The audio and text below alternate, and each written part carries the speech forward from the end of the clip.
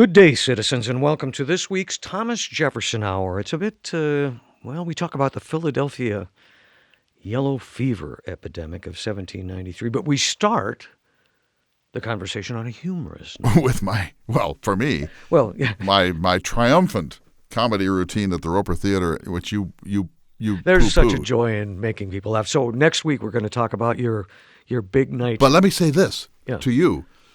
People asked about you.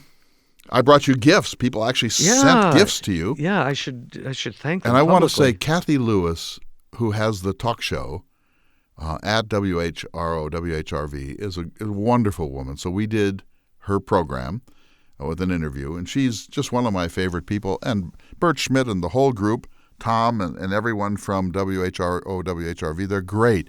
And they love the Jefferson Hour. They asked after you, and it's just such a pleasure to go there. And the crowd that came to the thing, they're Jefferson Hour people. That's why they were willing to put up with my comedy shtick, because they like the Thomas Jefferson Hour. And I'm going back on April 4th. I'm glad you realize that. On April 4th, I'm going back to the Ferguson Theater at Christopher Newport to do a Jefferson program, and I hope they will. And then I had my book. So my new book, Repairing Jefferson's America, is out. But this was a pre-publication event, and we sold 140 or so books at it. And then I got to take I really want to make this pitch. On Friday, I went to the legislature, to the House of Delegates in Richmond, and they passed this resolution of commendation for our work, for the work that we do, keeping Jefferson's vision of this country alive. It was one of the great honors of my life. People can go to their website and they can find the archival video footage of this moment. But here's the thing. I gave each person in the Virginia legislature a copy of the book. So as a You gift, did do that. I Good gave for you. 140 copies signed to every member of the Virginia legislature. And here's what I'm asking. My dream is this book is about civility. It's about majority rule. It's about separation of powers. It's about regular order. It's about constitutionality. It's about having evidence in your arguments. It's about listening carefully to others and generously. It's about reading so that you know what you're talking about, and so on. It's a book about how to be a Jeffersonian. And so I sort of distilled Jefferson's greatest qualities and say, we too can be Jeffersonians in our own small way. As you know, we can grow some food.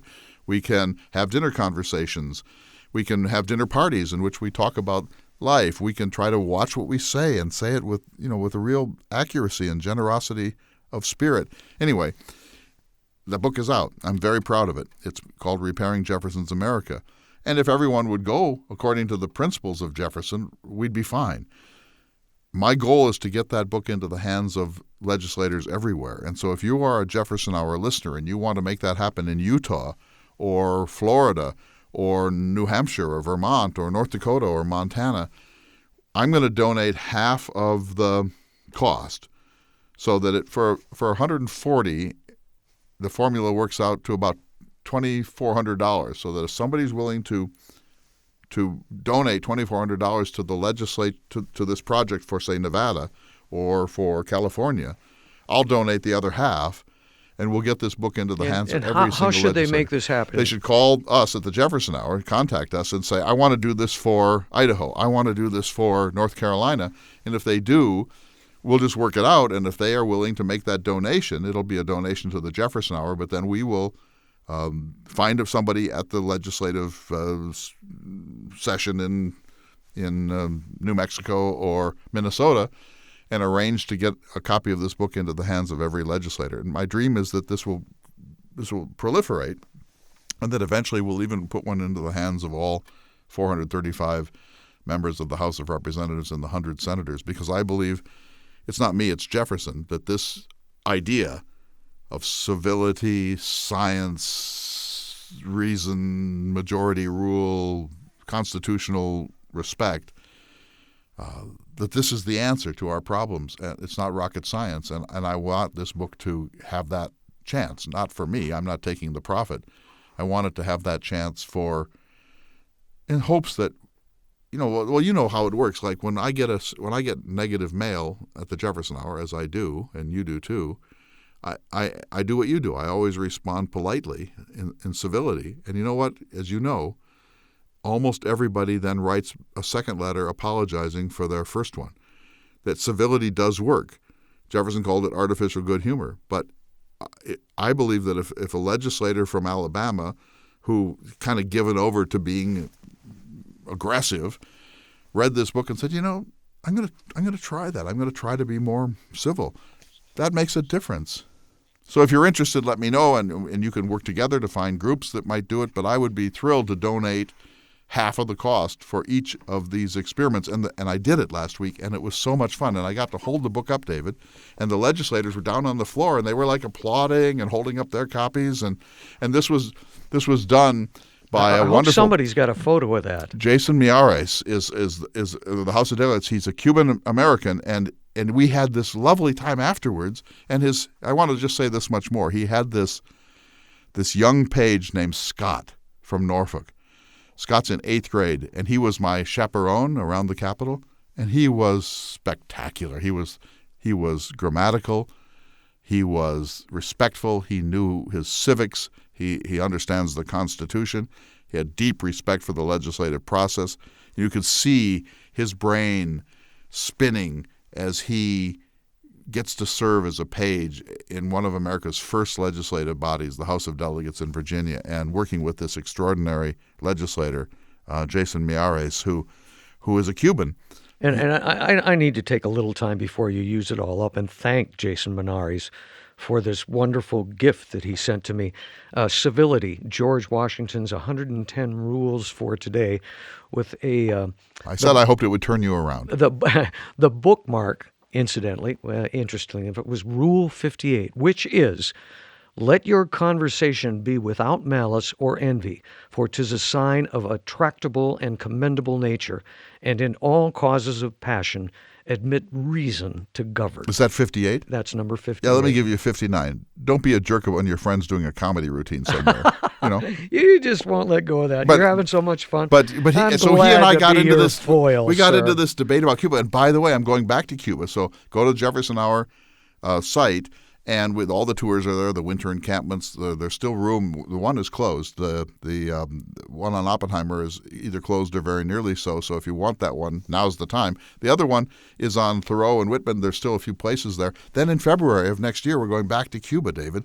It was one of the best things I ever did. And one of our listeners sent me a copy of a book I'm holding in my hand, Havana, A Subtropical Delirium by Mark Kurlansky. I've read his other books. Kurlansky is an amazing author. I did not know he had this interest in Cuba. So this is like a great, great, great time. You're happy today. Yeah. You know why I'm happy? Because we talked about something that's real concerning the coronavirus. We talked about it in a historically grounded way.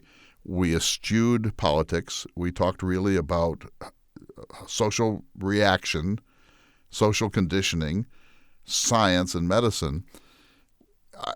That's what the Jefferson Hour is really about, is grounding the present. At our best, we try. And today was a good one because, first of all, it's a really interesting story, isn't it? Yes. But even if it weren't an interesting story, it helps us understand what's happening in our own country right now.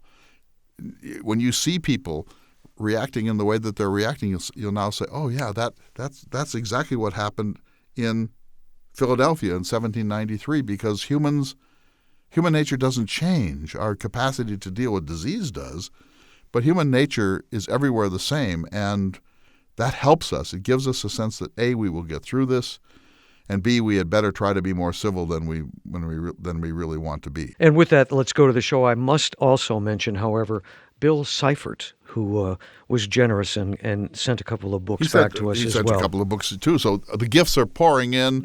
I hate you're to share so them with happy. you. Yeah. I'm bringing a crow next week. Yeah. All right. And with that, let's go to the show. Thank you. Good day, citizens, and welcome to the Thomas Jefferson Hour, your weekly conversation with or about President Thomas Jefferson. I'm your host, David Swenson, and seated across from me is the creator of the Thomas Jefferson Hour, Mr. Clay Jenkinson. Good to see you, sir. My friend, just back from Virginia, where many extraordinary things occurred, and everyone asked after you. But I will tell you this, that the Thomas Jefferson Hour is alive and well in the state of Virginia, and we have lots of friends there. And I had one of the great weeks of my life. I did my comedy routine at the Roper Theater to a sellout audience. I did a dinner for WHRV, WHRO, their annual donors dinner.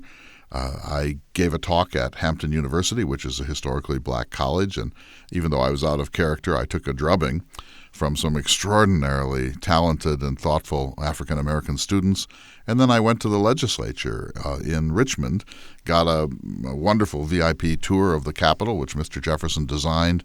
And then I had one of the great honors of my life. A resolution was passed by the Virginia House of Delegates in praise of the work that we do, keeping Thomas Jefferson alive and keeping the idea of a republic alive in this our fallen era.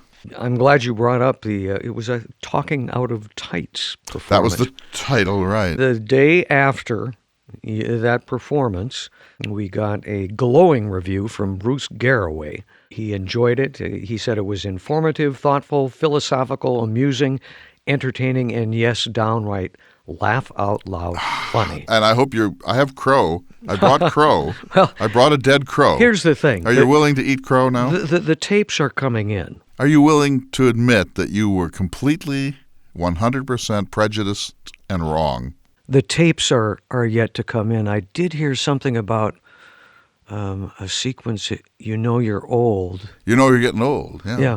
Anyway, let's make it a date to next week after I've had a chance to... I just want a photograph to post on the site of you eating the thigh meat. And why would I? crow. Why would I would do that? Because you and my daughter and others, but you and my daughter were so snarky, so ungenerous, so mean-spirited, so belittling, so condescending about this that I almost didn't go because you said, "Who wants to listen to you?" So in what sense do you think you're funny? Wouldn't you say that the two of us were great motivators? Yeah, but rage, and bitterness should not be motivators. There's no but after that. I went there, and everyone but you and my daughter and a few others treated me with extraordinary respect and affection. And I just thought, if you can't get no respect at home, how can you really I'm kind of feeling like network news where they manufacture an argument just to get the ratings up. I don't think that's going to work for us. All I'm saying is I have crow for you to eat. I am looking forward to hearing the show. I know you taped it, and we'll make a date. Next week we'll hear some of it and we'll talk about it. And I want to hear humility in your voice. I never have, but that day might come. Oh my! This week we were going to talk about something of a more serious nature. You said I want to do a show about the 1793 Philadelphia yellow fever epidemic. Yes. So everyone knows that we are living through this moment where a pandemic that seems to have originated in China has now circulated throughout the planet, and it's going to grow in an exponential way. That's how these plagues work, that we are a year or maybe 2 years away from an effective vaccine, that people are panicking, the conferences are being canceled, airlines are not flying to certain places, events all over the country are being rescheduled or canceled altogether. Schools are closed. People are quarantined. Healthcare workers and others are being quarantined. And it affects people all over the United States. We had sessions scheduled with people from Microsoft coming here from Seattle, and they've canceled it. So, David, there are two things going on here. One is the virus, which is infectious and is spreading across the planet and is beginning to really increase its frequency of transmission. That's a medical issue. That comes under the science of epidemiology. The other issue is the public response, the public panic that's occurring. And they're related, but they're not the same. Well, I think you have to be careful when you use a word like panic. Oh, there's panic. There's panic. The stock market would not have gone down by 12% in a week and then bounce back and come back down again. There's panic because this could... I would say concern. I don't know about panic. No. You can use the term you want. I prefer to say panic, but the point is that this could disrupt the economy of the planet. Yes. And it could change almost everything from the way we travel to It may even temporarily at least put an end to handshaking and human touch. This will certainly have a terrible effect on certain parts of the economy. There are people who I've talked to, people that are rational friends of mine, who are afraid now to leave their houses, are deeply concerned about their children and grandchildren. And so this is a phenomenon. My point is that there's the disease and its spreading, and the medical response that both Centers for Disease Control and governments are making by way of public policy. That's one thing. And then there is the world's response. I was going to say emotional response, but the reaction that's occurring in the world. And those are related but separate, and they're both fascinating. And here's where the humanities come in. We know something about this in Jefferson's lifetime. Right. When the government of the United States was temporarily in Philadelphia in 1793, the yellow fever epidemic occurred. And at the time, Philadelphia had a population of around 50,000. It was the second largest city in the British Empire, in fact, at the time, after London. 50,000 people, and before it ended, about 4 months later, 1 in 10 inhabitants of the city of Philadelphia was dead. So think of that. We have a population of 340 million. If this happened today, it would mean that 34 million Americans would die within a 4 or 5 month period, 1 in 10.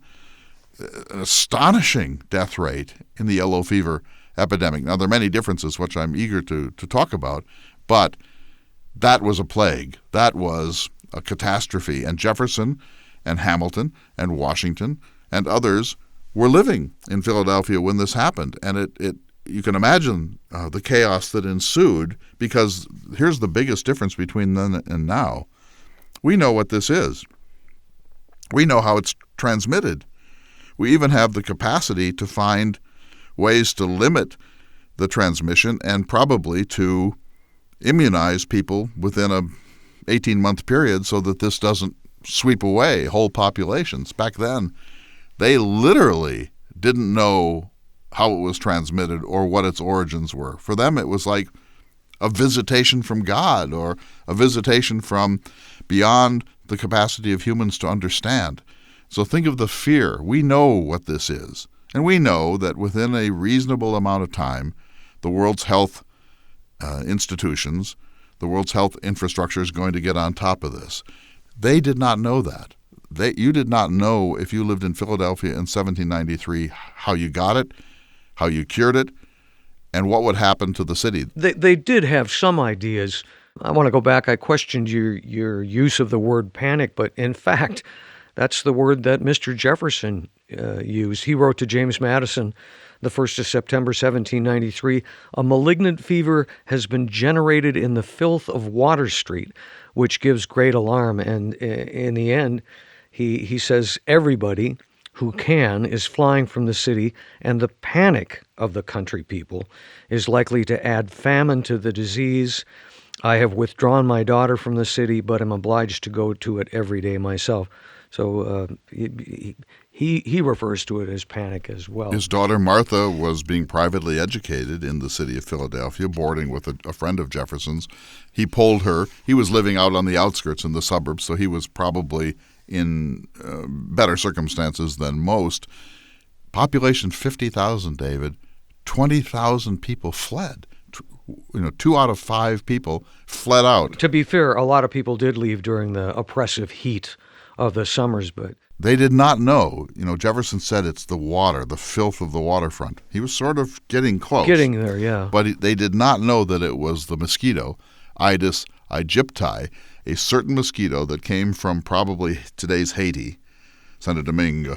And they did have an idea that these immigrants who had come from the Caribbean were bringing it. But they didn't know how or why, and Benjamin Rush and Jefferson and others were sort of tapping on the door of the mosquito without really knowing. And I want to give you one just world-class fact here. Dr. Benjamin Rush, whom we've talked about before on this program, was sort of the hero of the yellow fever epidemic in 1793, and he wrote a 300-page account of it afterwards. But here's what's so interesting. In his account, he doesn't really know what caused it, and his cures, we now realize, were not very good. But because in that account, David, in 300 pages, where he tried to explain everything, I mean, to observe and note all the details that might at some future date help people realize what this was, he uses the following sentence. One sentence out of thousands in a 300-page treatise. He says, quote, "Mosquitoes, the usual attendants of a sickly autumn, were uncommonly numerous." So flash forward, in the 1880s, a Cuban doctor by the name of Carlos Finlay read this account. And out of that whole 300 pages, he seized upon that sentence. Oh, there were numerous mosquitoes, and said that had to be it. That had to be how this was being transmitted. And he's the one, Carlos Finlay, a Cuban national doctor, who found the cause, and therefore we knew after that how to address it by mosquito control.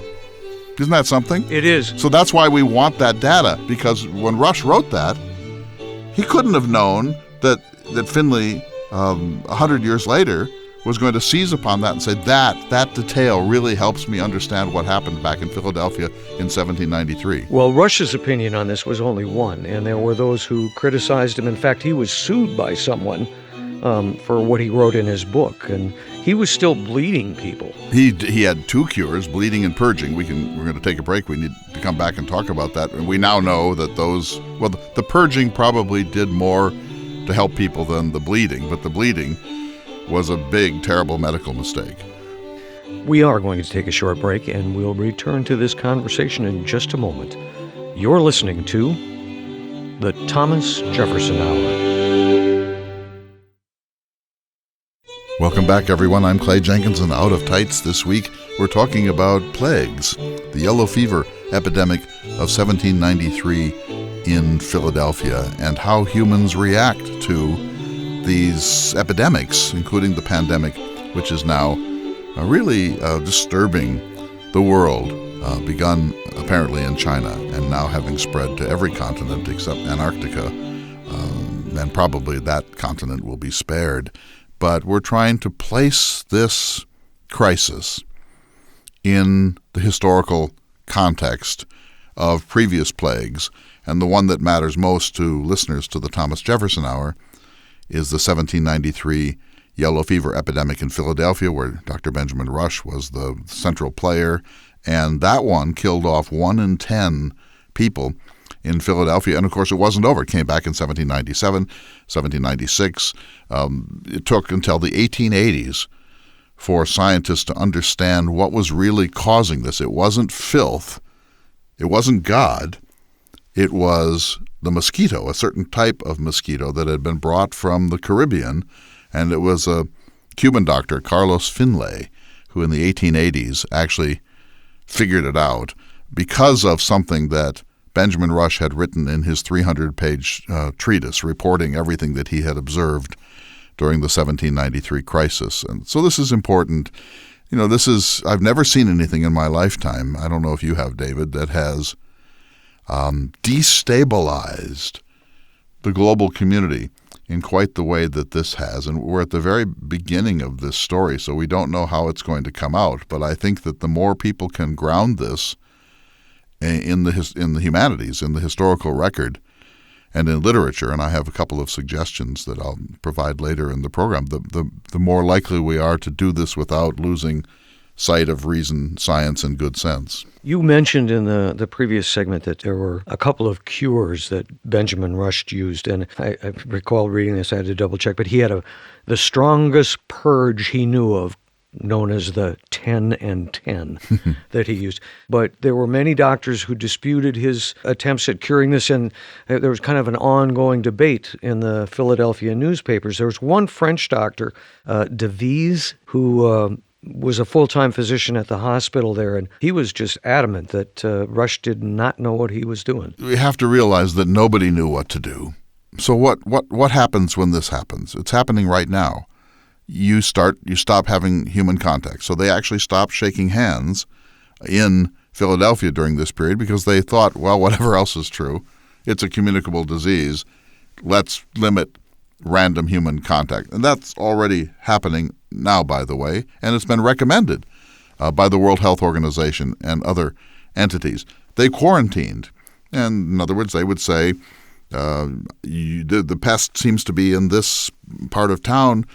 We're not going to let people from that part of town enter other communities or the main downtown section of Philadelphia. And in some cases, they would board up houses and say, we're going to put a sign, like a cross, on the door so that no one comes in and nobody goes out. So they were doing the right thing. They often did it with too much aggression and too little science and good sense, but they know that if you want to stop one of these things, you could. We could now say to everybody on Earth, you must stay within your own house for the next 3 weeks, and we could probably kill this off.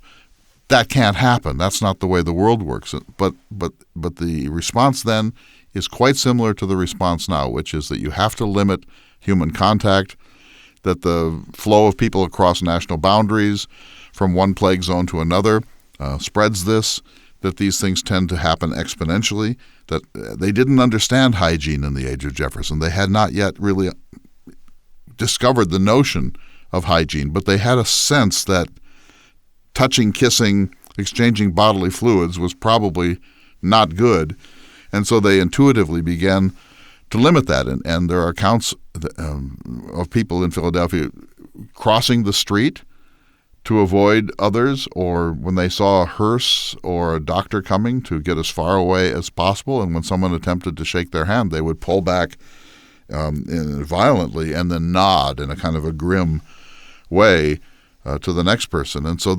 these remedies go far back. Dr. Rush and the other physicians were trying to figure out what medical remedies might look like, and he had two. One was purgatives, and the other one was bleeding. And he bled so many people so severely that he actually debilitated people's health, and he was accused of having murdered or caused the death of a range of people by this severe treatment. His other treatment makes more sense. So what happens in this, and I'm certainly no expert on yellow fever, but from what I read, you get blood, black bile kind of gunk in your system, and his purgatives, which, by the way, Lewis and Clark used in their famous journey between 1804 and 1806, those purgatives would eliminate the contents of the digestive tract in a dramatic fashion. Force the illness out of a patient. And then some of that peccant matter might actually disappear. So the purging probably makes more sense as a remedy than the bleeding. He did both. And today, physicians look on this and shake their heads that so savage a medical protocol was used. But my point is, nobody knew. And the other ones, the other doctors were not bleeding or purging necessarily, but they were one of them was throwing buckets of water on people. They would put them in a bath and then throw buckets of water on them to try to shock the disease out of them. People were exploding firecrackers and other ordnance in the city of Philadelphia, believing that would expand the amount of oxygen and maybe help to cure people, or even drive away the plague with explosive violence. And so my point is that nobody knew what to do. And the best success that people had was to feed people soup, to give them plenty of rest, to wash them with whatever was most sterile, whatever was the equivalent of rubbing alcohol at the time, and that actually was a superior treatment than Rush's treatment, which was a much more invasive one and probably did not have any particularly good effects. I came across something that I talked to you about that I was unaware of, and of course you were, but that was the Elizabeth Drinker Journal. Oh, yes. Which is pretty fascinating. She was living then. She kept a very detailed journal, discovered long after the fact, and this is, we have several of these journals, and a lot of people wrote accounts of it afterwards, including the mayor, but her journal is particularly well-written, insightful, revealing. So if you have one of the quotations, let's hear it. Well, it begins in August of 1993. She writes, "'Tis a sickly time now in Philadelphia, and there has been an unusual number of funerals lately here. 'Tis seldom any one of the family comes to stay a night with us, but they bring an account of the death of one or more of our citizens." Give us another. August 30th, our house is left, filled with valuables, nobody to take care of it. The grapevines hanging in clusters and some of the fruit trees loaded, but those are matters of little consequence. September 6th, 'tis said that the schools are all broke up. The 11th, the houses are almost all shut up and little business is done. The doors of the houses where the infection is are ordered to be marked to prevent any but those that are absolutely necessary from entering. Such is the melancholy and distressing state of our poor city. The 27th, I heard yesterday that coffins were kept ready-made in piles near the State House for poor people. Here's another one. The publisher of the newspaper, Matthew Carey, wrote an account after the fact, and here's one of his most interesting passages. I'm quoting now. Those who ventured abroad had handkerchiefs or sponges impregnated with vinegar of camphor at their noses or smelling bottles full of the thieves' vinegar. Others carried pieces of tarred rope in their hands or pockets or camphor bags tied around their necks. People hastily shifted their course at the sight of a hearse coming towards them. Many never walked on the footpath, but went into the middle of the streets to avoid being infected in passing by houses wherein people had died. Acquaintances and friends avoided each other in the streets and only signified their regard by a cold nod. The old custom of shaking hands fell into such general disuse that many shrunk back with affright at even the offer of a hand. A person with crepe, mourning clothes, or any appearance of mourning was shunned like a viper. Isn't that something? One of the things that I came across from, it was on a Richmond EDU, was, quote, the biggest improvement was made in the way the water was supplied to Philadelphia. They rebuilt their water system in Philadelphia. Actually, it was the first in the nation, and the water was sweeter tasting, had no offensive odor, and it came with enough force in this new system that they could actually open clogged sewers and drains and hose down the streets. So that it was a big improvement. They're beginning to sort of understand that this has to do with hygiene. Yeah, plus people were able to bathe more often, too. So the biggest thing that people can do now is to wash their hands often, thoroughly, with soap, probably to limit shaking hands and so on. Masks appear to be of no great value for average citizens, even though you see a lot of them. I've been flying around the country, and they're everywhere now. Well, that brings up a point I'd like to get back to. Let me let you finish. Well, my point is that there are some common sense things to do. In other words, these people that we're quoting here went about their business. Life does have to go on to a certain degree, but you need to take some extraordinary measures of restraint and thorough gargling and washing of hands, and don't touch your eyes or nose or mouth if you can avoid it, because this is going to be the best solution we have this side of a vaccine, which is months or years out, to limit the transference of this thing. In the Philadelphia epidemic of 1793, it was pretty much localized. I mean, it was Philadelphia. It didn't really spread. And mostly the wharf section, one section. And all the accounts I read, David, say that the poor suffered more than anyone else, as usual, because they had the worst housing and often were homeless, and they didn't have the advantages that a wealthy person like Hamilton, who got a bit of it, by the way, or Jefferson had. I did not know that. Hamilton got it, and Jefferson wrote a snarky, awful letter about it and said, Hamilton, he writes this, Jefferson's living out in the suburbs, and so he's not really in the infection zone, and Hamilton got a little case of it, and Jefferson wrote this snarky, awful letter saying he's a hypochondriac, and he doesn't even really ride a horse very well, and he's fled the city. No. Yeah, it's just mean. It's like, I've got the right stuff, and this Hamilton is like, he's squeamish now, and he left. He fled the city. He's not a real hero. and you think, oh, come on, Jefferson, this is not the time to behave in that fashion. Kick him while he's down. Hamilton got a bit of it, so he could have died. And guess who did die? Dolly Payne, Todd's husband. Dolly Payne Todd had a husband named Todd. He got yellow fever in this epidemic in 1793 and died. That made her a widow She later married James Madison, and they became one of the most successful husband and wife presidential teams ever.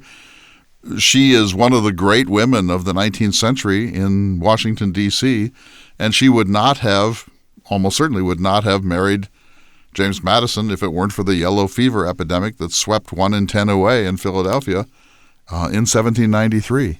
So back to my point, it was pretty much localized in the city of Philadelphia. Nowadays, with people traveling all over the globe, any kind of epidemic like this, to consider it to be localized, it's not going to happen. Can't happen. That's the thing. I've been a hygiene freak all my life, so I don't have to make any changes. But you see now on airplanes, people wiping down their tray and the arms, which I'm all for. If you get on an airplane, everything that everybody's breathing circulates. And so this is a problem anyway for globalization. What's that Caesar's breath thing? Right.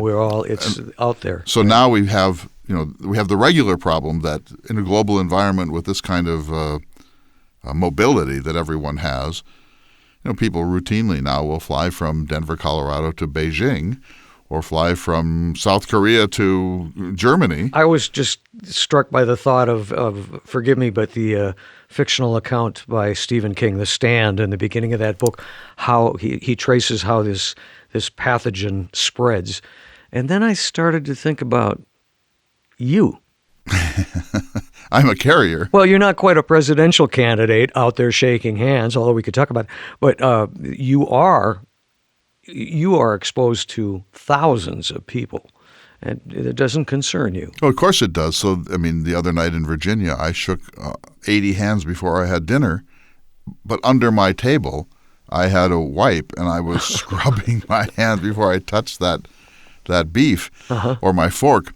But now that you bring this up about Stephen King, not my favorite author, but an interesting one. Oh, it's great In fun. 1978, he published his fourth novel, an immense novel called The Stand, and it's about an infectious disease that's actually manufactured at a facility, a kind of an Area 51 sort of facility in the deserts of the Southwest. It unfortunately gets out, and then it spreads. Yeah, the security fails, and one person makes it out. Infects the world. And before the novel's over, 99.6% of all the people on Earth are dead. And then you get that kind of atomic war thing where Again, there's just a handful of people left. This is a work of fiction. This is a work of fiction by The Stand. I recommend it. It's a little, I've been reading it again. It's a little tedious at times, but it's fascinating too. It turns out to be the ultimate struggle between good and evil. So it gets science fiction-y at a certain point, but there's an apocalyptic ending. But that's The Stand, 1978, by Stephen King. The other one is The Andromeda Strain by Michael Crichton, which I remember in 1968 was a huge thing. It became a film, and people really, it was a little ahead of its time, but that's another one of the situations. But the one I really recommend is a classic by my dear friend Daniel Defoe, the author of Robinson Crusoe. And he wrote a book in 1722 called A Journal of the Plague Year. A Journal of the Plague Year, and he's writing an account of the plague in London in 1665, which was a terrible, horrible one of the last great moments of the bubonic plague. He's writing a fictional account of it, but as if it's a factual report. So the persona is reporting what he has lived through. That must have been quite unique for its time. It was, and it's a marvelous book. And here's what it tells you. It tells you that it's totally bewildering, and people do panic, that within days the whole social fabric begins to break down, that antisocial, inhumane behavior begins to proliferate almost overnight, that the people don't know how to respond in any kind of a Christian or humane or even thoughtful way, because there's just so much fear that rocks, and all of the social institutions and manners begin to crumble when this happens, until it's sort of the Lord of the Flies. You reach a state of nature where it's just about survival. So this is really an ancient plot line. I know another one that came up I haven't read, but I got a copy of, is Mary Shelley wrote The Last Man. So, It's also about an infectious plague. Right. So these 4 books, but if you can only read one, Daniel Defoe, Journal of the Plague Year. I'm going to mark that on my list because I've seen that. I believe I have it, and I have not read it. So it's available online easily, but there's also a marvelous Norton Critical Edition. The Norton Critical Editions have the text and really fabulous introductions, and then other material, appendices about actual plagues and where Defoe was getting his information and how he converted it into this fictionalized treatment of the thing. It is a classic. If you like Robinson Crusoe, this is equally good book, and in some ways a more important one. And it's spot on about where we are in the spring of 2020 with the coronavirus spreading like wildfire across the planet now. We need to take a short break. When we come back, I have a request of our listeners, if I might, and we will be back in just a moment. You're listening to the Thomas Jefferson Hour.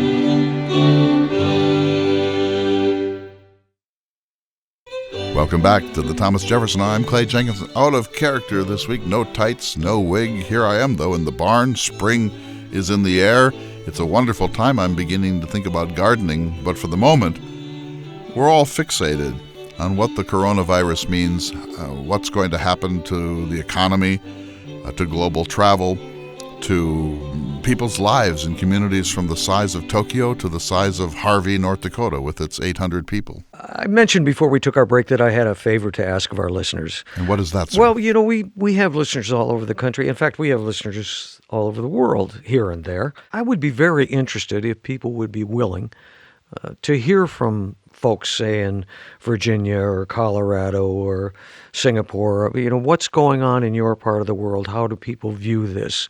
Are us Americans making more of it or less of it than the rest of the world? And how communities are reacting to it? If you go to jeffersonhour.com and click on Ask President Jefferson, you can leave us a message or you can call in. But if there are listeners out there who are willing to share, I would be very interested to hear. Me too. And they could leave audio messages about this on our line. A couple of things. One is, what are you seeing in your community? How's your community reacting? And what do you as a listener think is the level, your level of concern? Especially that, yeah. Yeah. How are do you think this is the apocalypse, or do you think, oh, come on, this is just another form of the flu?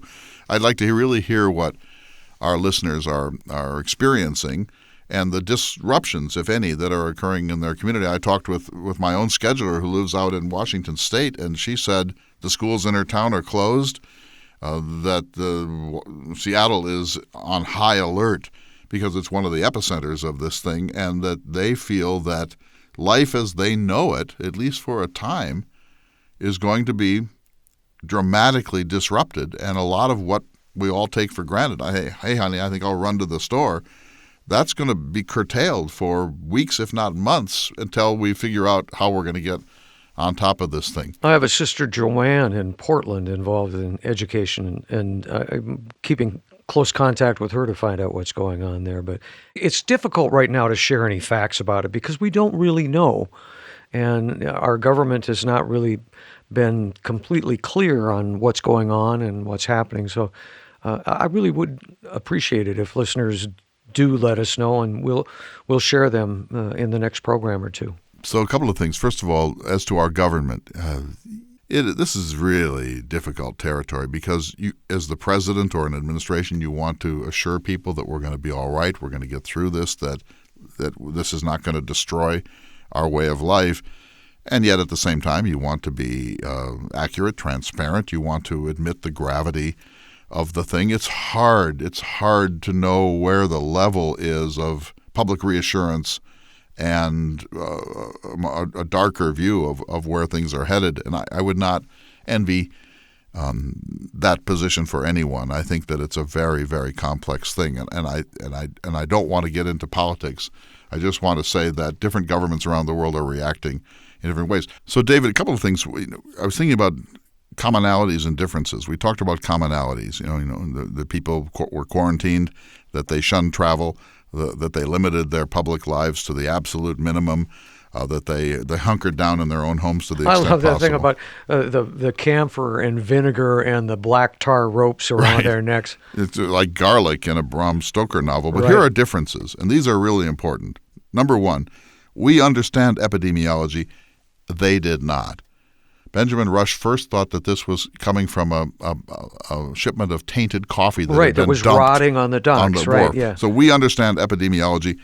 They did not. They were just knocking at the door of understanding how it worked. Number two, we can create vaccines. We know there will be a vaccine for this. It may not come soon enough, but there's no question in anybody's They were mind. pretty close, I think, about 10 years ago, but then the funding got cut off. Right, and there you go. But we know about vaccines. They did not. Number three, we don't bleed and purge. That our Thank goodness. our medical protocols are humane medical protocols. They're scientifically developed. They're cautious, maybe overcautious at times, but we don't do invasive things to people suffering from this sort of a disease.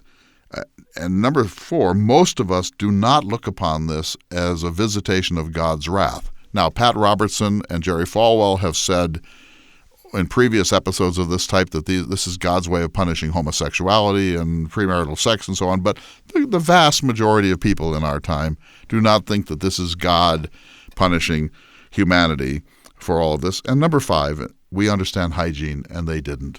So Although I think they were beginning they were to. just beginning to, but we really do get it, that the number one way to prevent yourself from getting this disease is to avoid a lot of unnecessary human contact and wash your hands with soap again and again and again, and not to touch your face if you can avoid it, because you're going to be touching doorknobs and all sorts of things. If you touch your face, that's like just an open portal for this stuff to get deep inside you. And so we understand this in a way that they simply didn't. In Jefferson's time, doctors didn't wash their hands when they operated on people. It kind of seems pretty simplistic, though. It's like, we grew up in an age when you looked at your doctor as a deity. Oh my goodness, we're going to the doctor, and we're talking about washing your hands and not touching your face. This is not like hard science. This is just simple stuff. But I will tell your you, mother taught you this. Well, you thought so, but I will tell you that I go into airport men's rooms all the time, and I don't want to gross out our listeners, but the percentage of men who come out of a stall and do not wash their hands in any way is about 7 to 10%. Think of that. Think of that. We should have mandatory washing of hands now. There should be signs in every bathroom, public bathroom in this country. You must wash your hands. And there should be a person who's standing there, and if a person comes out of a stall, no, I'm serious. This is exactly how this happens. This is exactly how this I'm not happens. certain that Jefferson would go for that. We're thinking about Jefferson again. He was not touched by yellow fever. I mean, personally. He didn't know. He lived in the suburbs But in East Jefferson. he was by smallpox, and he took action. And so he wrote that. We didn't say this, but I've said it before. So when Edward Jenner in England developed the true vaccine, it comes from the word cow. That's where we get the whole notion of vaccination. Before that, it was called inoculation. Make it, limit it. Now it's prevent it. He develops the vaccine. Jefferson writes him this magnificent letter of praise, this fan letter. President Jefferson writing a fan letter to Edward Jenner saying, you have the comforting notion that your name can never be forgotten. I remember that letter. You are immortal. He said, you have erased from the chapter of human accidents one of the worst. You have the satisfaction of knowing that humanity will never forget what you have done. And Jefferson also defended the physicians and scientists in Norfolk, down in the lower Chesapeake, who were experimenting with inoculation, and several of them had their laboratories burned down by angry mobs. It doesn't take long in an epidemic for angry mobs to form, and I predict we're going to see a lot of antisocial behavior. And I'm already hearing, anecdotally, I think you are too, that people are going up. My daughter saw this in Oxford. People are going up to Asians and saying, "You did this." Oh no! No, they are. They're rebuking, pointing fingers, swearing at, shunning, and blaming Asians for this. Think of that. Think of how panicky or irrational or mean-spirited you have to be to take an average random Asian and say, you lot did this to the world. Goodness, That's what's happening. I hate to even think about that. And there's going to be more of it. We, sir, are out of time for this week. We need to say goodbye to this conversation. And read A Journal of the Plague Year by Daniel Defoe. Thank you for this conversation this week. It's disturbing but important to talk about. But now, sir, it is time for this week's Jefferson Watch. I had a wonderful tour last week of the state capitol of Virginia at Richmond. It was conducted by my old friend Mark Greenough, the chief of interpretation there, and someone who occasionally portrays John Marshall, the great Chief Justice of the Supreme Court. As we entered the Capitol, we walked the gauntlet of about 100 women, many of them with children, holding up hand-painted signs denouncing vaccination. I stopped to engage with several of them. "Why are you doing this?" I asked. A 35-year-old woman said, "We love our children." Unable to stop myself, I said, "Oh, so those who do vaccinate their children don't love them?" She was displeased, to put it mildly. Later, sitting in my airport hotel room, swabbing down the nightstand, the lamp, the remote, and the doorknob with sterile wipes, a fastidiousness which has little to do with the coronavirus, by the way, I thought about human irrationality. We know that the smallpox vaccine developed by Edward Jenner in the age of Jefferson has saved the lives of hundreds of millions of human beings. When Jenner made the great medical breakthrough, realizing that kindpox, a cousin to smallpox, can immunize against the much more devastating smallpox, and from which, by the way, we get the word vaccine, which comes from the Latin vacus, for cow, Jenner was denounced and opposed by people who thought, "What?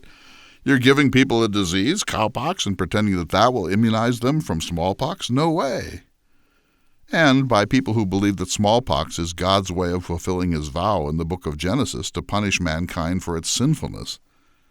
Edward Jenner persisted and changed the world. About how many individuals can you say that?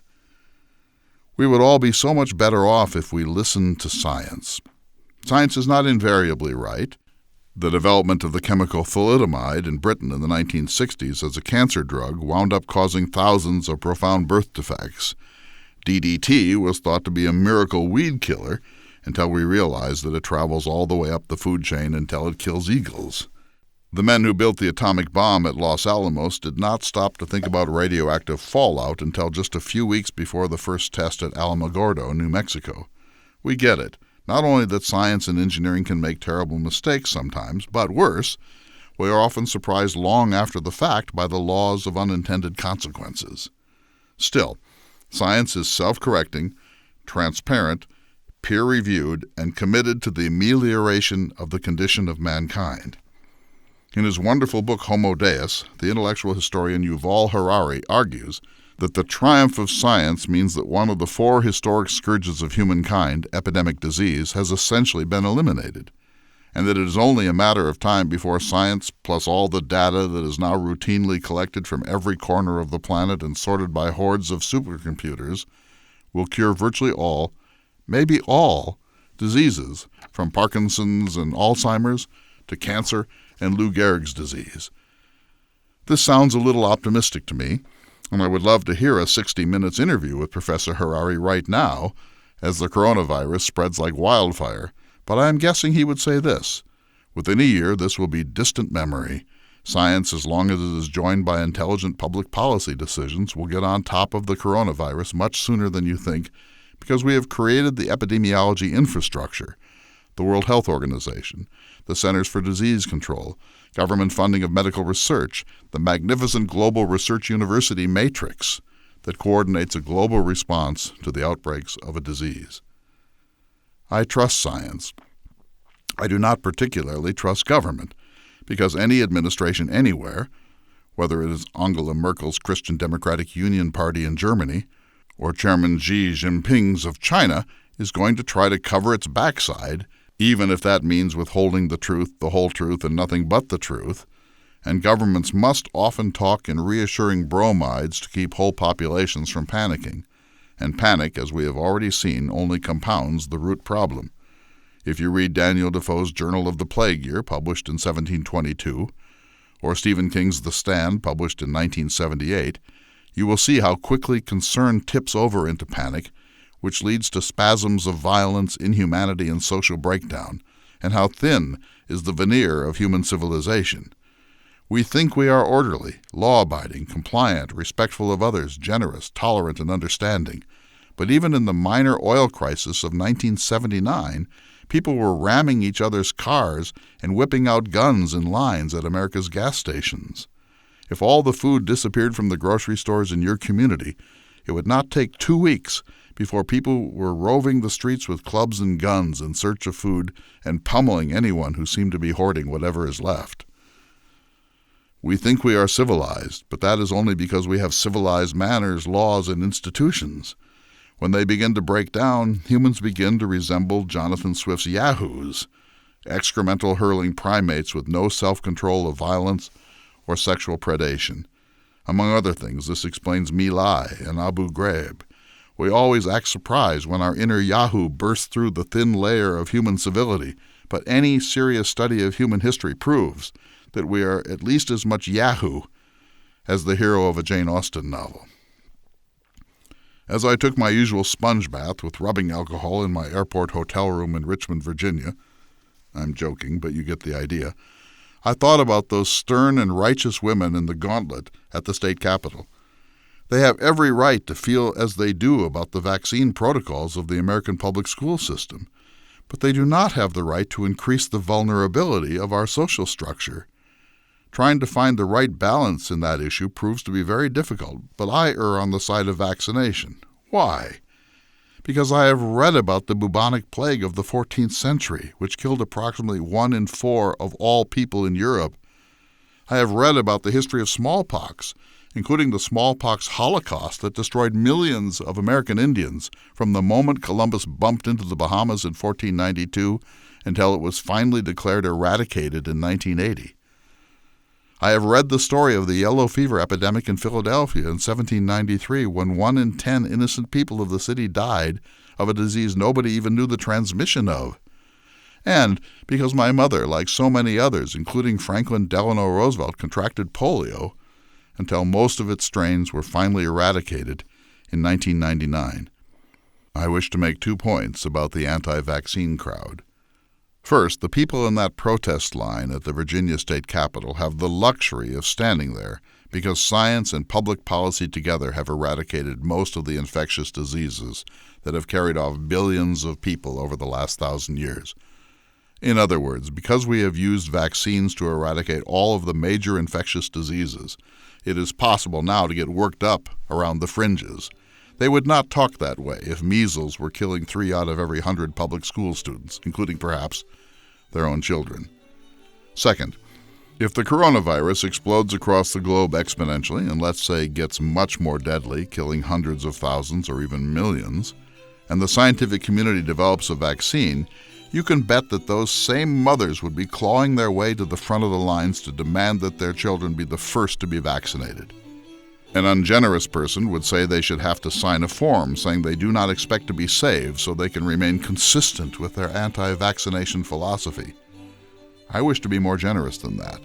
But if that moment comes, I hope they will be asked to reconsider their irrational antagonism to the healing arts. That same anti-scientific narcissism, by the way, is what is endangering the entire planet as climate begins to spin out of control. I'm Clay Jenkinson. We'll see you next week for another exciting edition of the Thomas Jefferson Hour. The Thomas Jefferson Hour is brought to you each week by Dakota Sky Education. The program is distributed nationally by Prairie Public. President Thomas Jefferson lived from 1743 to 1826, and this program presents his views. President Jefferson is portrayed by the award-winning humanities scholar and author Clay S. Jenkinson.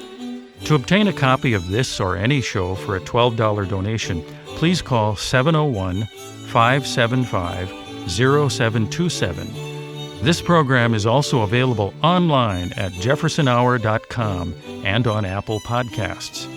If you'd like to correspond with President Jefferson or submit a question for him to answer on the program, please visit the website at jeffersonhour.com. The Thomas Jefferson Hour is produced at Makoche Recording Studios in Bismarck, North Dakota. Bach Cello Suite No. 3 in C Major by Stephen Swinford.